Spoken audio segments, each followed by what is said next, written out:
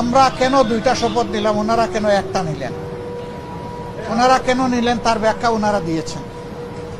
আমরা যে ব্যাখ্যাটা দিতে চাই, আমরা মনে করি যে 26-এ কোনো নির্বাচন হওয়ার কথাই ছিল না।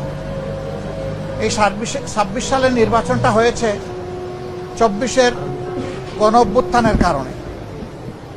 আমরা গভীর শ্রদ্ধার সাথে যাদের কারণে আজকের এই নির্বাচন, আজকের এই সংসদ, আমি তাদেরকে স্মরণ করছি, যারা জীবন দিয়ে দুনিয়া থেকে বিদায় নিয়েছেন। আল্লাহ তাদেরকে শহীদ হিসাবে কবুল করুন।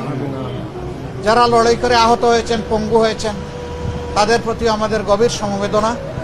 আল্লাহ তাআলা তাদেরকে সুস্থতার নিয়ামত দান করুন। আমরা আজকে হয়তো শপথ নিতে ভিন্ন চিন্তা করতে পারতাম, কারণ জুলাইয়ের আকাঙ্ক্ষা এবং গণভোটের রায়, এই দুইটার প্রতি সম্মান দেখানো রাজনৈতিক দল হিসাবে আমাদের পবিত্র দায়িত্ব আমরা গণ্য করেছি। আমরা গণভোটের রায়কে সম্মান করেছি, জুলাইয়ের আকাঙ্ক্ষাকে সম্মান করেছি, যারা আমাদেরকে ভোট দিয়েছেন তাদেরকে সম্মান করেছি, এবং আমরা একমত হয়েছি যে এই শপথ নেওয়া আমাদের কর্তব্য। তবে আমরা মনে করি সরকারি দল শপথ না নিয়ে তারা জুলাইকে উপেক্ষা এবং অবজ্ঞা করেছেন। এতে জন আকাঙ্ক্ষার বিপরীতে তাদের অবস্থান বলে আমরা মনে করি। সংস্কারের বিপরীতে তাদের এই অবস্থান স্পষ্ট। যদিও তারা ব্যাখ্যায় বলেছেন যে সংসদ বসে তারপরে প্রভিশন ক্রিয়েট করে এটা তারা দেখবেন, আমরা এটা দ্রুত দেখতে চাই। যদি তারা জুলাইকে সম্মান করেন, যদি সংস্কারকে তারা ধারণ করেন, যদি আজকে যিনি প্রধানমন্ত্রী শপথ নেবেন তিনি নিজেও নির্বাচনী ক্যাম্পেইনে গিয়ে বলেছেন যে আপনারা গণভোটে হা বলুন, যদি এর প্রতি তারা শ্রদ্ধাশীল হন, আমরা মনে করি তারা ওই শপথটাও নেবেন।